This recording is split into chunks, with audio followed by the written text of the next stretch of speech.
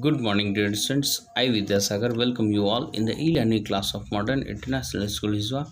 I am going to start subject History of Standard 8, and this is fifth video lecture on the topic Tribal Dikus and the Vision of Golden Age, Chapter 4. Dear students, as we have discussed yesterday that how the British officials they were affecting the colonial life of the tribals. So here we came to know about the forest law and their impacts. As we know that British officials they have only one motto, that the areas which have been occupied by them, the resources and all the things, they should be occupied. They don't have any of the responsibility that how the peoples of that area they will survive. They don't used to even think to mean that, and this type of scenario was created there, as in the central, as the situation was very difficult to them. So the British officials they just want to that there must be the reserved forest where they could declare that it is the state property, and some of the forest as it was declared by the reserved forest, then they could produce the timber which they wanted. It means those type of timbers they could produce which were wanted. It means there should be no any interference by the tribal peoples, as the in those forests the jhum cultivation was also not allowed,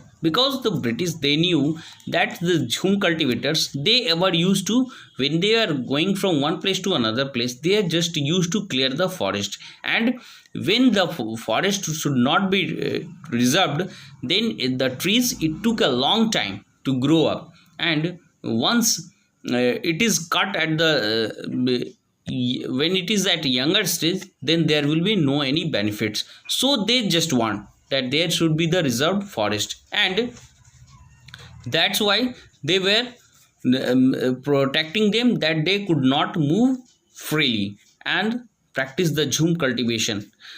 So the there was another situation that how the jhum cultivators they could survive themselves, as many of them have been forced to move to other areas in search of their livelihood. As we know that they have been practiced about that, they were moving from one place to another place in search of their livelihood, but as the British they have stopped them, and they stopped, and they have been allowed that they have to reside at a particular area, and they have given them a small patches where they have been allowed that you could live in a particular area, and if you want to move in that forest area, then you have to provide the labor to them. It means you want to survive there, no problem, you have to provide the labor to them, like the railway sleepers, which was one of the most important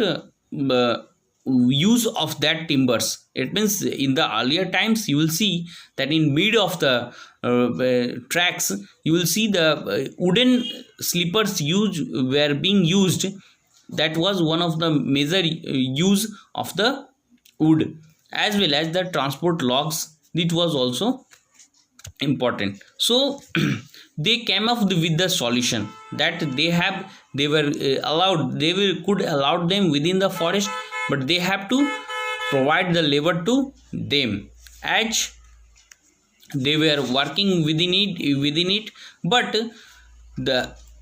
they also were facing lot of problems in this regarding. The anthropologist Warrior Elvin, who was an British in 1930s, they have told that the land of the Bagas, as the Bagas which were residing in the central India, so they were telling that in this land of the British it is very difficult to survive, because the village where the landlord is sitting there, and it gate the kotwar is sitting there, and it gardens the patwari is there, and in the field the government sheds, and the English how hard it will be to pay the cattle tax. We have to sell cow. It means cattle tax was also imposed on them. That was the. And to pay the forest tax we have to sell the bullocks. So how are we to get our food and this land of English? See how they have made out the songs, and this song shows that what kind of situation they were facing. It means the all the British, they ever wanted that jhum cultivators, if they were moving from one place to another place, then they could not get the proper revenue from them, and there will be also a lot of problem with them. So these type of situation were evolving there, and thus they wanted to settle them in a particular area, and then taxes were imposed to them. So the life became too much difficult for them, as they don't have the areas that where they could survive. As many of the tribal groups, they also reacted against these of the forest colonial law, and they disobeying these laws. As and they declared that this is and then the British official, they have declared that those who will disobey it, they will put into the prison. So by the at that time the rebel was started, and such the revolt which was being put by the Songram Sangma in 1906 in Assam, as and the forest satyagraha of 1913 central provinces. It means these areas you will see, then you will find that in the central India's as well as our northeast area, these areas are particular where the forest are found, and these are the main areas where the timbers and all these are founded in majority. So these areas where the British, they were putting their administrative ideas, so from there they have denied it, and further they have started their revolution.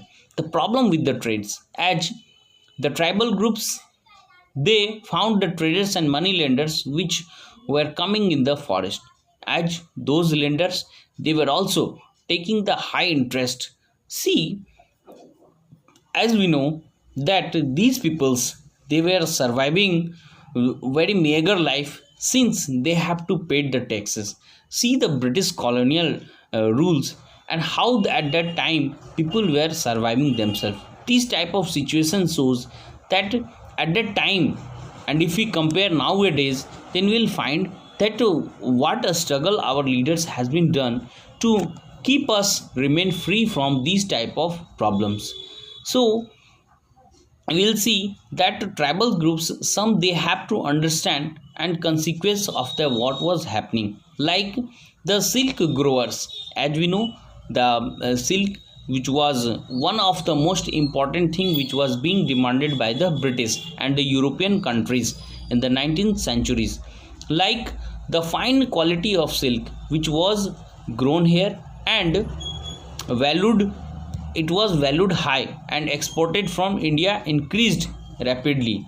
As the market expanded, the East India Company official tried to encourage silk production to meet the growing demand. It means as the demand was there, then they were their exports. It means they also want to grow the exports, as the silk which was grown here was of very fine quality, and that's why they want, the British official, they want that more and more silk should be exported to European countries, and they were making the 20 times profit from it. But the peasants, but the planters, they were taking very less. Like the Hazaribagh, which is present in Jharkhand, was an area where Santhal reared the cocoons. As you know, that the silks which are being grown by the cocoons. So the traders dealing in silk, sent in their agents and give the loans to the tribal peoples and collected the cocoons.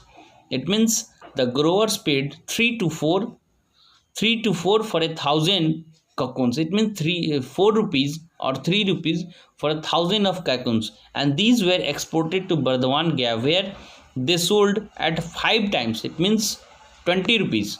See the how much profit they were making, as they were limited in areas and they don't know that how what the price of our valuable products are. So there was also the limitation, and there was also the situation which was just depriving them, and they were just helpless, that they have to only survive their life, neither they could do anything from them, as the middleman, though those agents who were the middlemen who was between the government and the peasants, those middlemen, they also arranged the deals between the exporter and silk grower, made huge profits. They also want to make the profits from them, and the silk grower earned very little. Finally this was happened, that's why the peasants, they have started the revolt, and finally they used to understand that the market and traders, they are the enemies for them, because they are taking lot of cocoons, but instead of that they are paying them very less. Okay, students, read the paragraph and keep watching. Thank you.